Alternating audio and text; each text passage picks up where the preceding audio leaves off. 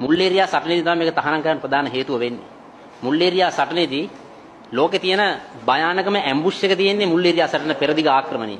මේක හිස කඳින් පෘතුගීසි ජාතිකයන් 400ක හිස කඳින් වෙන් කරනවා. මින් පස්සේ මේ රටේ සටන් කිරීම සම්බන්ධයෙන් කීප වතාවක් හිටනවා. අධිරාජ්‍යවාදීන් බටහිර අධිරාජ්‍යවාදීන් මේක යටත් කරන්නේ කොහොමද කියලා. එදා ඒ සටන් පෙරමුල හිටපු අය භාවිතා කර කඩුවක් කිලෝ 7ක් 8ක් බරයි. එතකොට මේව අරගෙන උඩින් ඇවිල්ලා තමයි බෙල්ල මේ ඝාතනය කළා දෙන්නේ. මේ තිබිච්ච සුවිශේෂී හැකියාව මේ උපමහද්වීපයක් ඉන්දියානු උපමහද්වීපේ ළඟ මේ වගේ පොඩි දූපතක් පිහිටීම තුළ මොවුන්ට වෙනම සංස්කෘතියක් තියෙනවා. මොවුන්ට වෙනම භාෂාවක් තියෙනවා. මොවුන්ට වෙනම සටන් කලාවක් තියෙනවා. මොවුන්ට වෙනම අපේ දේශීය වෛද්‍ය ක්‍රමයක් තියෙනවා. මෙහෙම දූපත් ලෝකෙ පිහිටලා නැහැ. සාමාන්‍ය ප්‍රබල රාජ්‍යයක් ගාව තියෙනවා ඒකට නතු වෙච්ච අධ්‍යාපන ක්‍රම නතු වෙච්ච සංස්කෘතියින් තමයි තියෙන්නේ. අපිට සුවිශේෂී වෙනස්කම් තියෙන රටක්. එතකොට මේ රටේ ඉන්න සුළු සංඛ්‍යාවක් පොඩි ප්‍රමාණයක් ගත්තත් මේ ජව සම්පන්න බලය තිබ්බේ මෙන්න මේ දේශීය චිකිත්සාව සහ දේශීය ආහාර පද්ධතිය තුළ.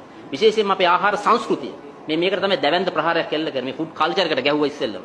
හරිද? අද අපි ආහාර සුරක්ෂිතතාවය ගැන කතා කරනවා නම් ෆුඩ් සිකියුරිටි ගැන කතා කරනවා ඊට කලින් කතා කරන්න ඕන ෆුඩ් කල්චර් එක ගැන. මෙන්න මෙතෙන්ට ගහලා තමයි අපි විනාශ කරන්නේ. මේ හැම ගෙදරකම කුස්සියක තිබ්බේ ෆාමසියක් විදිහට තිබ්බේ. මේ මුල් ඒරියා සටනෙන් පස්සේ මොන් තීන්දුව කරා මේ රටේ සියලු වෙද පරම්පරා විනාශ කළ යුතුයි. සියලු අංගම්පොර ගුරුවරු ඝාතනය කළ යුතුයි. මින් පස්සේ තමයි මේ සක්න දිගට මැදිලා යන්නේ.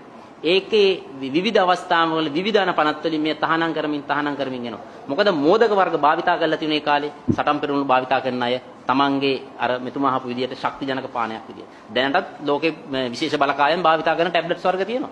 අපි ඒවා ඒ නංගම් දන්නේ නැහැ. එළියට එන්නේ නැහැ. ඒවා සමාජගත කළ නොයුතුයි. නමුත් මේවා අපේ මේ දේශීය චින්තනය තුළ දේශීය සටන් පෙරමුණු භාවිතා කරපු ඖෂධ වර්ග. ඒ වගේම තමයි අපිට තිබිච්ච සංස්කෘතිය ඌවවෙල්ලස්ස තිබිච්ච සංස්කෘතිය තමයි ආක්‍රමණ 6කට ඔරොත්තු දෙන අපිට තිබ්බා කෘෂි ආර්ථිකය. ඉතින් මේවත් එක තමයි අපේ මේ ඖෂධය සම්බන්ධයෙන් තියෙන ප්‍රබලත්වය සහ මේසා විරුද්ධතාවයක් ඇතුළේ තියෙන 1961 නාකොටික් කන්වෙන්ෂන් එක. ඒකට අස්සම් කරලා තියෙනවා ලංකාවෙන්.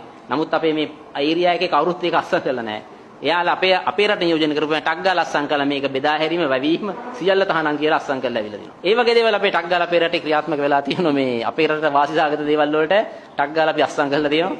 මෑත කාලේ කංසා ඖෂධයක් ලෙස භාවිතා කිරීම සම්බන්ධයෙන් කරලියට පැමිණලා තියෙනවා.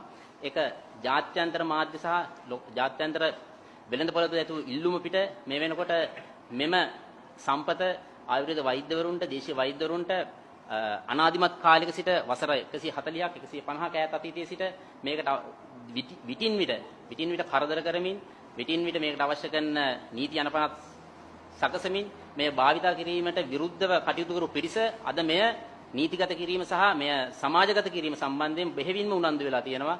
ඒක නිසා මේක ආයුර්වේද වෛද්‍යවරුන්ට දේශීය වෛද්‍යවරුන්ගේ අයිතියක්. මේක අපේ බුද්ධිමය අයිතියක්. මේ රටේ ජනතාවගේ අයිතියක්. මේ අයිතිය මේ රටේ තමයි පැවතිය යුත්තේ.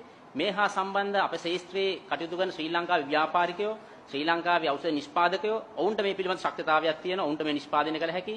ඒ වගේම කංශ ශාකය යොදාගෙන නිෂ්පාදන බොහොමයක් මේවට වෙළඳ පොලේ තියෙන ලෝක වෙළඳ පොලේ තියෙන. නමුත් ලංකාවේ විවිධ අනපනත් වලින් මේ තහනම් කරලා තියෙනවා. විදේශී ආයෝජකයෝ මේ රටේ මේක වගා කිරීම සහ ලබා ගැනීම සම්බන්ධයෙන් දැවැන්ත මෙහෙයුමක නිරත වෙනවා කියන එක සම්බන්ධයෙන් අපිට ආරංචි පවතිනවා. මෙහි තියෙන සුවිශේෂත්වය තමයි මේ ශ්‍රී ලංකාවේ කුරුඳු ගම්මිරිස් තේ වගේම තමයි මෙහි තියෙන සුවිශේෂත්වය ලංකාවේ හැදෙන එකේ තියෙන මෙඩිසිනල් වැලියු එක වැඩි. මේකේ මාදක ගුණය වැඩි.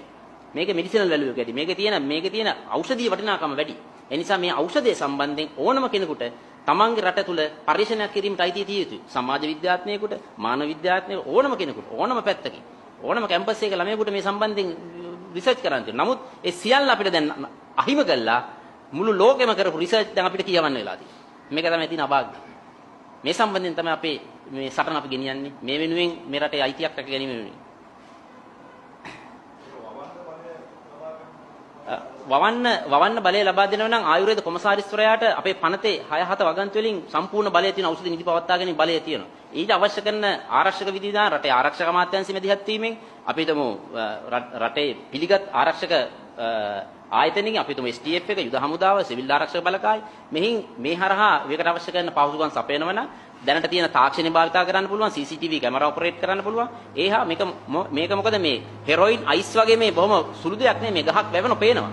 ඒ ගහ වැවෙන කාලය තුල ඒක පුළුවන් අර ලියදි ක්‍රමයට වවන්න පුළුවන්. අනිවාර්යෙන් ඇසස් කරන්න පුළුවන් කොච්චර ගස් වැවෙනවද කියලා. මේක රිසර්චර්ස්ලට කොච්චර වෙන් කරන්න ඕනද කියලා. පරීක්ෂකයන්ට කොච්චර වෙන් කරන්න ඕනද කියලා වෙන් කරන්න පුළුවන්. කළා දැනට අපිට අවශ්‍ය කරන භූමි ඕන තරම් ලංකාවේ තියෙනවා.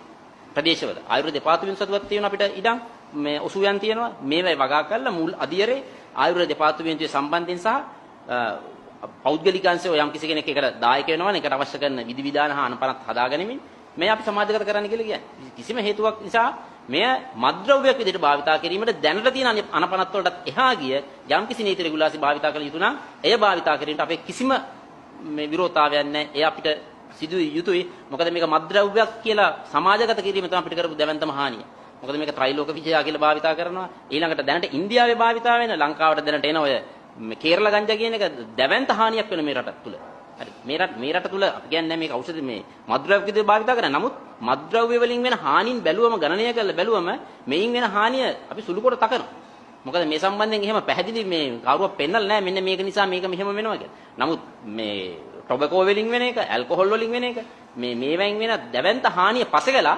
මේකට පහර දීම තමයි අපිට තියෙන ගැටලුව. විශේෂත්වය අපේ රටට මේ ඖෂධය ආනයනය කරන්නයි කියලා තව පාර්ශවයක් නියෝජනය කරන්න ඕනේ නැහැ. මේ රටේ මේක වවන්න පුළුවන්. සමහර කණ්ඩායම මේක දැන් ආයුර්වේද වෛද්‍යවරුන්ට අවශ්‍ය නම් අපි පිටරටින් ආනයනය කරලා දෙන්නම් කියනවා. මේ කරන්න හදන්නේ මේ අපිව පාලනය කරන්නේ. අපි ඒකට සම්පූර්ණ විරුද්ධයි. News Hub. Peopleizing the news.